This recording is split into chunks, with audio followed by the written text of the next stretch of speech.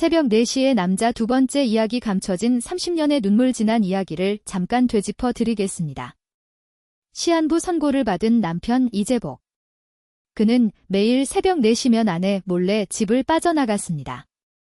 혹여 다른 여자가 생긴 것은 아닐까? 30년 세월 내내 외롭고 무뚝뚝했던 그 남자가 마지막 날들을 남몰래 따뜻하게 보내고 있는 것은 아닐까? 아내 박순례는 그 뒤를 밟았지요. 그리고 새벽 안개 속 낡은 담장 하나를 사이에 두고 순례의 발걸음이 멈췄습니다. 그곳은 요양원이었습니다. 자, 오늘은 그 문 안에서 무슨 일이 벌어지는지를 함께 들어보시지요. 한 장 문 안의 얼굴 요양원 유리문은 안에서 빛이 새어나와 새벽 어둠 속에 혼자 환하게 빛나고 있었습니다. 박순례는 그 빛 앞에 서서 한동안 발을 떼지 못했지요. 발바닥 아래 시멘트 바닥이 얼음장처럼 차가웠고 새벽 공기에는 이름 모를 소독약 냄새가 옅게 배어 있었습니다. 남편 이재복은 이미 안으로 들어가 있었습니다. 순례는 유리문 너머로 그를 보았지요. 복도 끝, 낮은 형광등 불빛 아래 이재복은 어느 노인 앞에 무릎을 꿇고 앉아 있었습니다. 그 노인의 얼굴은 반쯤 고개를 떨어뜨린 채였고 이재복은 그 손을 두 손으로 감싸 쥐고 있었습니다. 순례는 눈을 비볐습니다.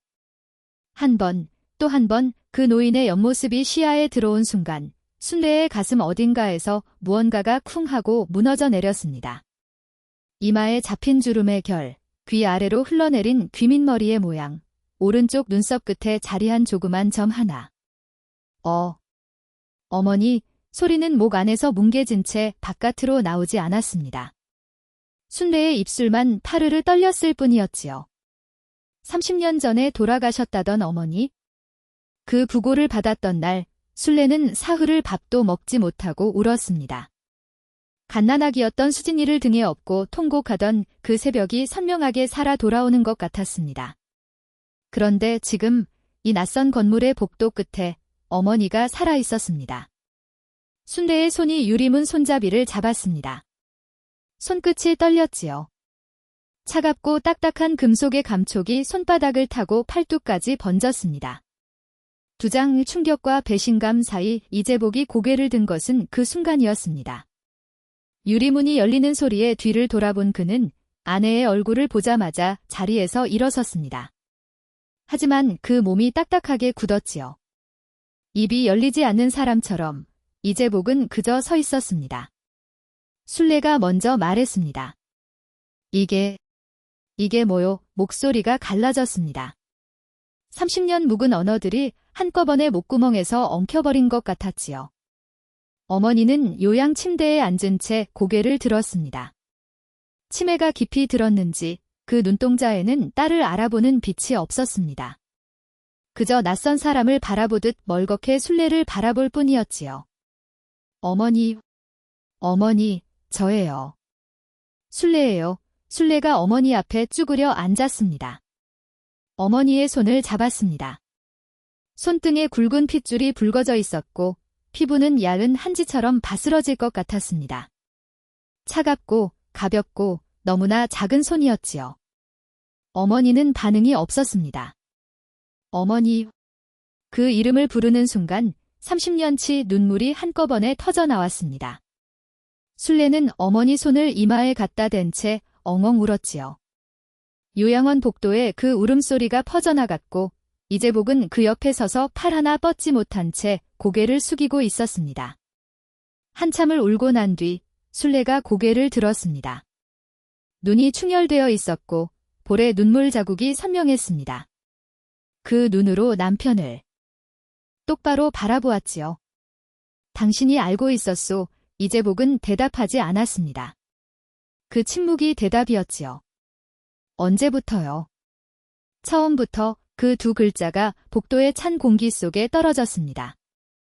순례는 천천히 자리에서 일어섰습니다.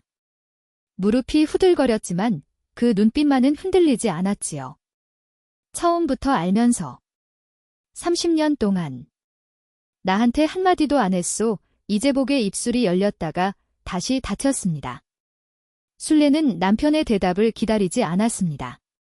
몸을 돌려 요양원 밖으로 걸어 나갔지요. 새벽 공기가 뺨을 후려쳤습니다. 어디선가 새 한 마리가 울었고 그 울음소리가 순례의 등 뒤로 길게 흘렀습니다. 과연 순례는 이 배신감을 어떻게 감당할 수 있을까요?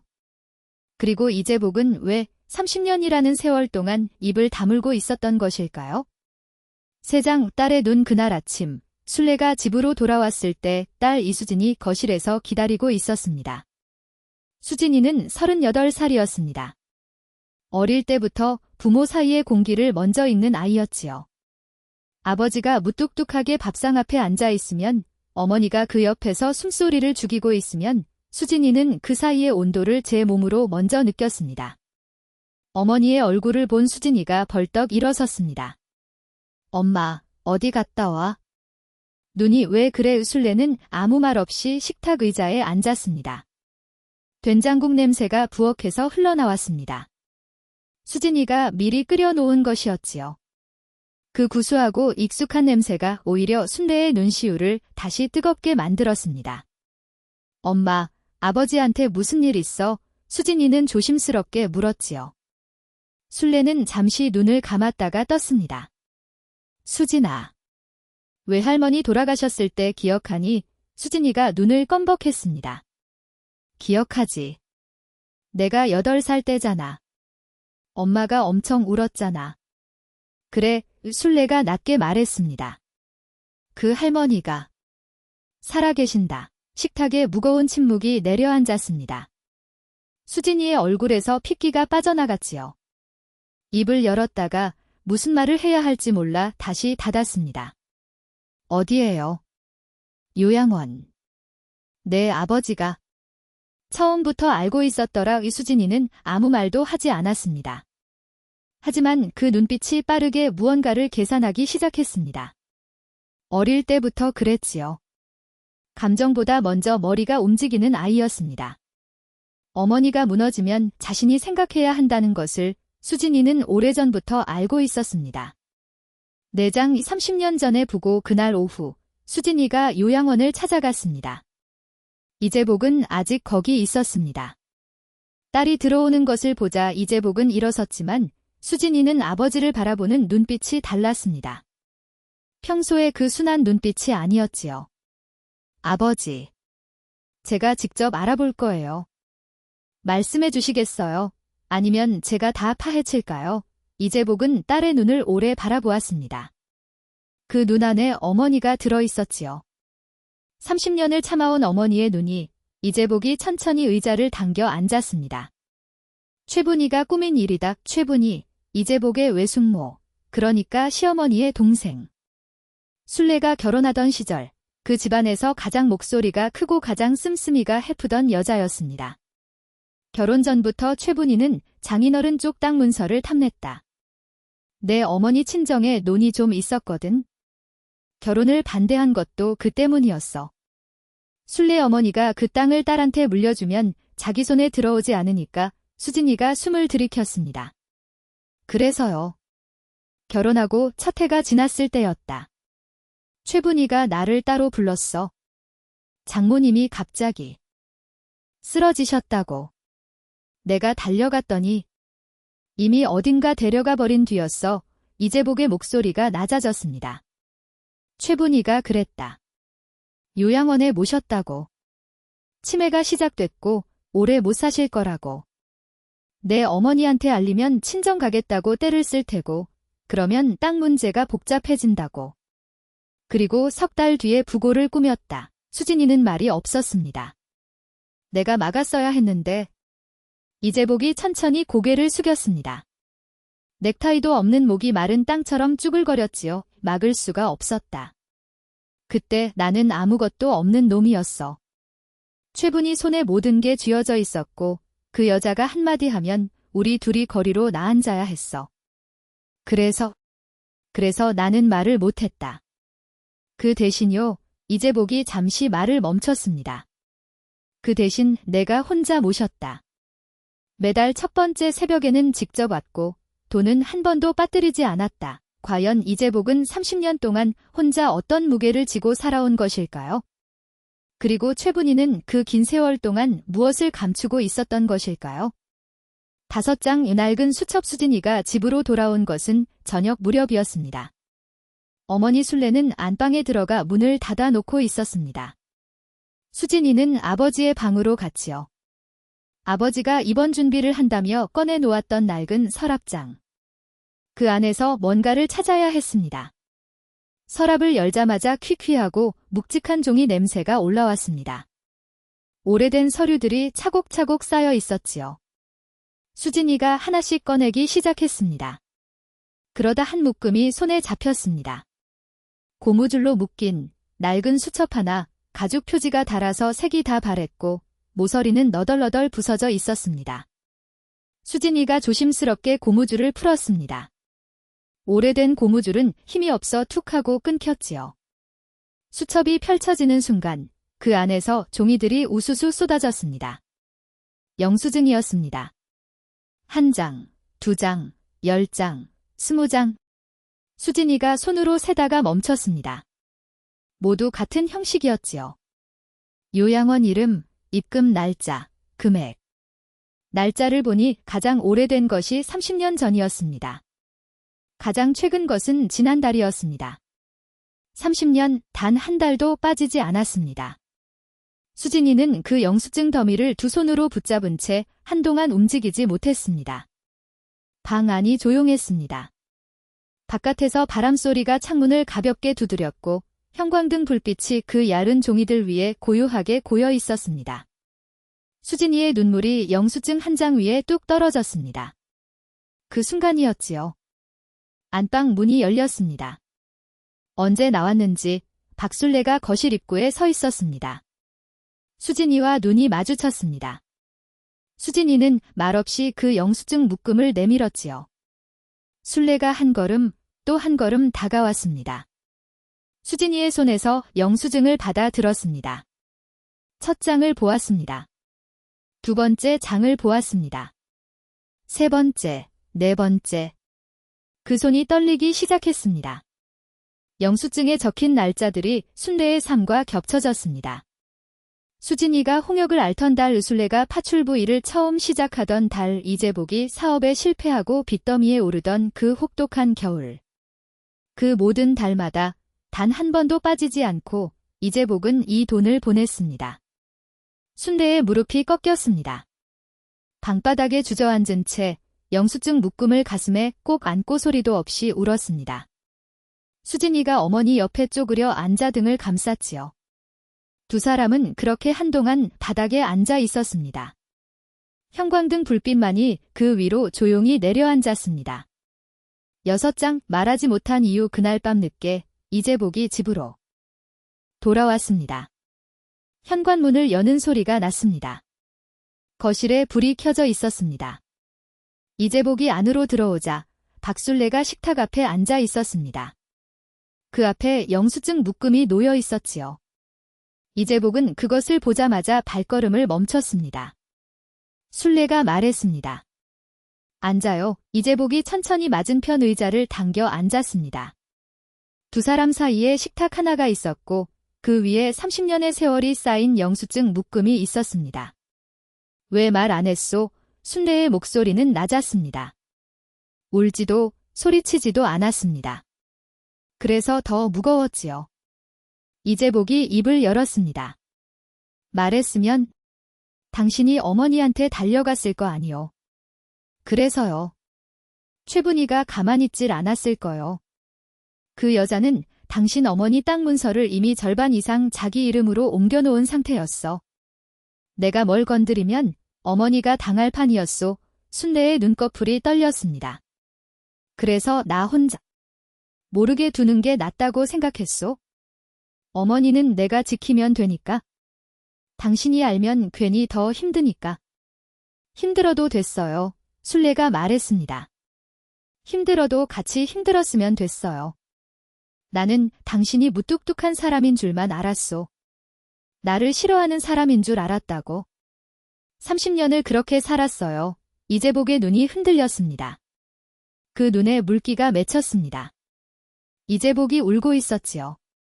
순례는 그 모습을 처음 보는 것 같았습니다.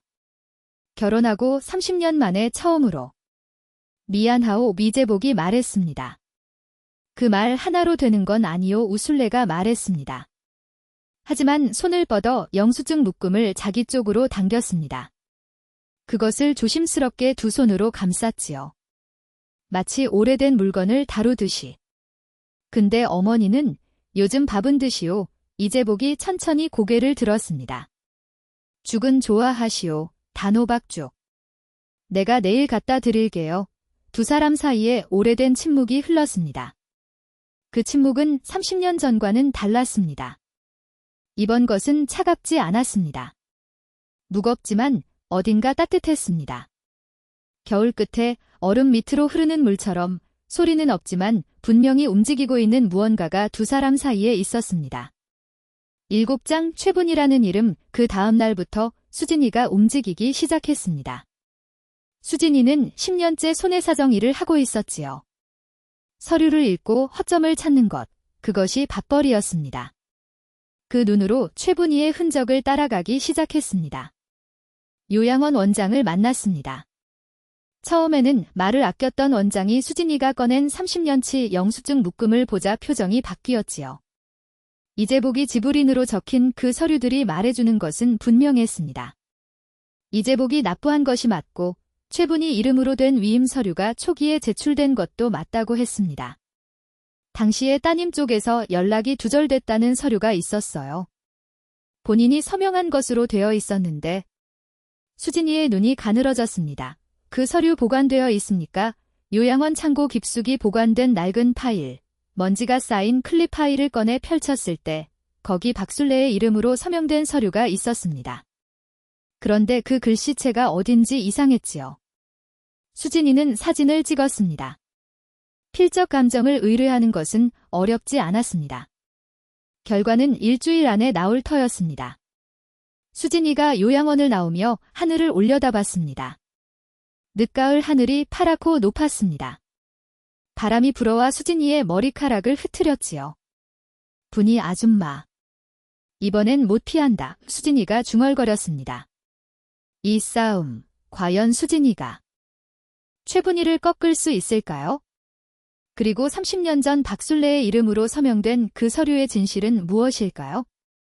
8장 어머니와 딸 사흘 뒤 박술래가 단호박죽을 직접 끓였습니다. 새벽부터 단호박을 삶았습니다. 껍질을 벗기고 체에 내리고 쌀과 함께 끓였지요. 부엌에 달큰한 단호박 냄새가 가득 찼습니다. 술래는 죽을 끓이는 내내 한마디도 하지 않았습니다. 요양원에 도착한 것은 아침 9시였습니다. 어머니는 창가 자리에 앉아 있었습니다. 아침 햇살이 어머니의 흰 머리 위에 고요히 내려앉아 있었지요.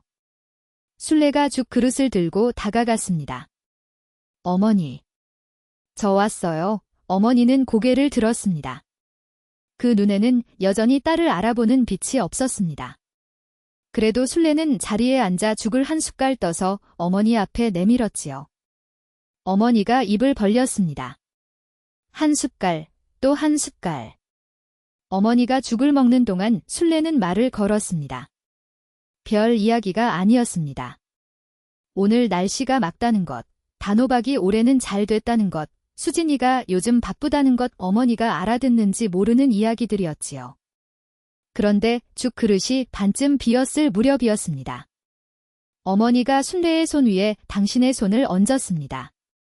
차갑고 얇은 손이었습니다. 하지만 그 손에 힘이 들어가 있었지요. 꼭 쥐는 것처럼 작은 힘으로 분명하게.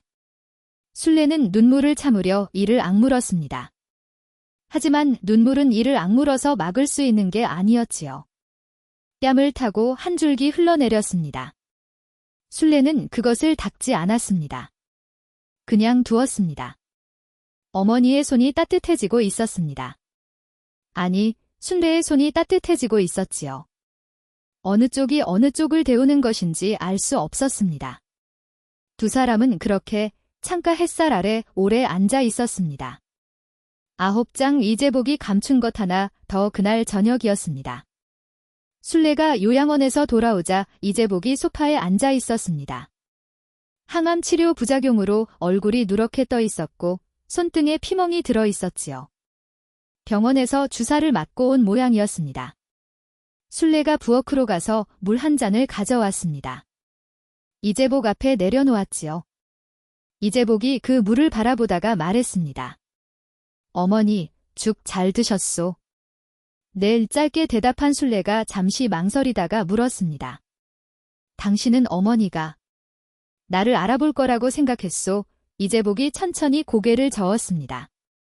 치매가 많이 깊어서. 근데요. 이재복이 입술을 한번 핥았습니다. 가끔 맑은 날이 있다오. 드물지만. 그럴 때는 자식 이름을 부르기도 하더라고. 순례 하고 순례가 아무 말도 하지 않았습니다. 내가 처음 갔을 때도 그랬소? 어머니가 내 손잡고 그러시더라고. 오순례 잘 있냐고. 그래서 내가 잘 있다고 했소? 밥도 잘 먹고 애도 낳고 잘 산다고. 그 말에 순례가 눈을 감았습니다. 이재복이 덧붙였습니다. 그 말만은 거짓말이 아니었소? 당신은 잘 살았소? 어떤 상황에서도 무너지지 않았으니까. 순례가 눈을 뜨지 않은 채 말했습니다. 무너졌었소. 당신 눈에 안 보인 것뿐이지. 이재복이 아무 말도 하지 않았습니다. 그래도 덕분에 어머니 잘 계셨소. 고마워요. 그 말이 얼마나 어렵게 나왔는지 순례 자신도 알고 있었습니다. 30년의 오해를 한꺼번에 풀 수는 없었습니다. 하지만 그 말 한마디가 두 사람 사이의 기나긴 겨울에 실 한 가닥을 꿰어 놓은 것 같았습니다. 열장 봄은 아직 멀었지만 그날 밤 순례는 오랜만에 잠을 깊이 잤습니다. 꿈을 꾸었습니다. 어린 시절 어머니 등에 업혀 장터를 가던 꿈이었습니다. 어머니의 등은 넓고 따뜻했고 장터에는 찐 고구마 냄새가 가득했습니다. 어머니가 웃고 있었지요. 그 웃음이 너무 선명해서 꿈인 줄 알면서도 깨고 싶지 않았습니다. 새벽 4시가 되었습니다. 순례는 눈을 떴습니다. 옆자리를 손으로 더듬었습니다. 이재복이 없었습니다. 순례는 잠시 그 빈자리의 온기를 느꼈습니다. 아직 따뜻했지요. 순례는 일어나지 않았습니다. 이번에는 뒤를 밟지 않았습니다. 그냥 누운 채 천장을 바라보았습니다. 이재복이 지금 어디로 가는지, 무엇을 하러 가는지 이제는 알고 있었습니다. 그것으로 충분했습니다. 순례는 눈을 감았습니다. 다시 잠이 들었지요. 이번에는 어머니 꿈이 아니었습니다. 그냥 깊고 고요한 잠이었습니다. 오래전에 잃어버렸다가 겨우 되찾은 그런 잠이었습니다. 에필로그 장터 이야기꾼 할아버지들이 즐겨 하던 말이 있었답니다. 진심은 땅속에 묻어도 결국 싹을 틔운다. 이재복의 30년이 그러했습니다. 말 한마디 없이, 표정 하나 없이 그 사람은 혼자 묵묵히 땅을 팠습니다. 그 땅 속에 아내를 위한 진심을 한 달에 한 번씩 심었지요. 360번 우리는 가끔 사랑한다는 말 한마디를 하지 못하는 사람을 사랑하지 않는 사람으로 오해합니다. 무뚝뚝한 사람을 차가운 사람으로 오해하지요.